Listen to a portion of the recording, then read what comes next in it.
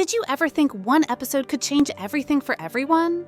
Episode 2 of Rivals Season 1 does just that, pulling us deep into the drama and leaving no one unscathed. It opens with Rupert and his crew going on a hunt, and right from the start, it sets the tone for how complicated things are about to get. Taggie spots Rupert and hides. She knows better than to get mixed up with that crowd. Meanwhile, James is promoting Declan's new show, but you can tell he's not impressed, which is funny considering the stakes are so high. Declan is getting ready for his big debut, and the tension in the studio is thick. Even Cameron, who's always cool and collected, has her moments of stress. Then there's Tony, who knows the show needs to succeed, or else. The whole setup has this sort of make-it-or-break-it vibe that just kept me hooked. When Johnny finally arrives at the studio, there's this little fling with Daisy, one of the staff, and honestly, it made me roll my eyes. Like, Johnny, you're supposed to be sober, and here he is drinking and messing around right before the show starts. Cameron pulls him back to reality just in time, though. Declan then kicks off the show, and wow, he goes in for the kill. Out of nowhere, he accuses Johnny of making his own sex tape and paying off the girl in it. The shock on everyone's face was real, and I felt my jaw drop too. Declan didn't hold back at all, and I think it really showed how ruthless he can be when he wants to get a reaction. But what really surprised me was Johnny's response. Instead of losing it, he admits everything and apologizes. He even talks about how hard it is to stay relevant in the film world. It was one of those rare moments where Johnny actually seemed like a real person, and not just some arrogant celebrity. I thought it was a really powerful scene.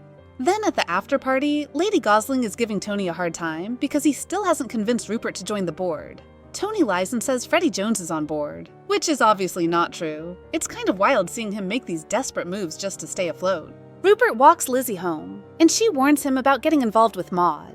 He totally brushes her off. Classic Rupert, thinking he knows best.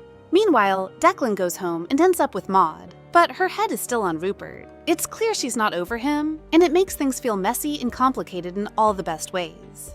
The next day, Taggie sends Caitlin off to boarding school and promises to keep an eye on her parents. She even tells Caitlin she won't cover for her mom again if she cheats. Good for her. Taggie's got that moral compass, which is refreshing compared to everyone else. As Declan's show starts bringing in millions of viewers, Maud gets frustrated because Declan won't attend social events. She wants to party and be seen, but Declan's all about keeping the show on top. It's pretty obvious that Maud's not thrilled about being stuck at home, and you can feel the tension between them growing. Later, Declan and Cameron argue about future guests. Cameron wants Rupert on, but Declan and Tony are against it. Honestly, I can't blame them. Rupert's got bad news written all over him. Declan suggests getting Margaret Thatcher instead, but that's clearly not going to be easy. Taggie gets her first gig as a chef thanks to Lizzie, catering a party for Valerie Jones. But it's not all smooth sailing. Valerie has Taggie dress in this short outfit and write the menus in French. Valerie is so over the top, and it's clear she's just trying to show off. Paul, meanwhile, begs Sarah to stay away from Rupert, which makes sense, but of course, things don't go that way. The party itself is chaotic. Rupert shows up late, flirts with Taggie, and even sneaks off with Sarah. Taggie catches them, and it's just this awkward, cringeworthy moment. Rupert even tries to make moves on Cameron right in front of Tony. He's seriously the worst, just can't help but cause trouble wherever he goes. Things go downhill when Rupert gropes Taggie while she's serving dessert, causing her to drop the cake on Cameron. Cameron is pissed, and I totally get it. It's humiliating, and she already feels like she's being targeted. Lizzie rightfully tears into Rupert afterward for ruining Taggie's big night. Rupert tries to apologize to Taggie, but she makes it very clear she wants nothing to do with him. Honestly, good for her. The party ends on a sour note for everyone, but Tony does manage to get Freddie interested in his proposal, which is the only bright spot. The next day, Cameron decides she's done with Tony after everything that happened.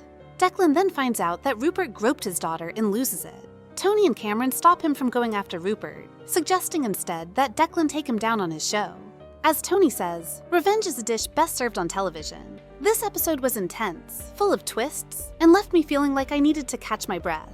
Declan's ruthless side is definitely coming out, and Rupert's antics are making him more enemies by the second. I'm excited to see where this revenge plan goes. It's bound to be explosive.